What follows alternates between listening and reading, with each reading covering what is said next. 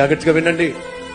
ఆదాము నుండి అబ్రహాం వరకు 2000 సంవత్సరాలు, అబ్రహాం నుండి యేసుక్రీస్తు యొక్క జన్మ వరకు 2000 సంవత్సరాలు, యేసుక్రీస్తు యొక్క జన్మ నుంచి నేటి వరకు 2000 సంవత్సరాలు, మొత్తం కలిపి 2 + 2 + 2 మొత్తం వినండి 6000 సంవత్సరాలు. బైబిల్ సెలవిస్తుంది, పేతురు రాసిన పత్రిక 3వ అధ్యాయము మనం చదివినటువంటి 8వ వచనంలో ఏముంది? దేవుడి దృష్టిలో ఒక దినము ఏమిటట? 1000 సంవత్సరాలు. ఇప్పుడు 6000 సంవత్సరాలు ఈక్వల్ టు దేవుడికి దృష్టిలో ఎన్ని దినాలు చెప్పండి? 6 దినాలు. 6 దినాలు ముగిసిపోయినాయి అనుకోండి. దేవుడు 7వ రోజున పనిచేశాడా?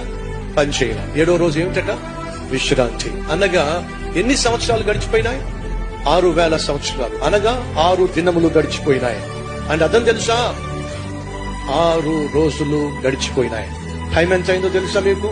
11 గంటల 59 నిమిషాల 59వ సెకండ్ మీద సెకండ్ ముళ్ళుంది. ఇంకొక సెకండ్ అయిందనుకోండి 7వ దినం వచ్చేస్తుంది.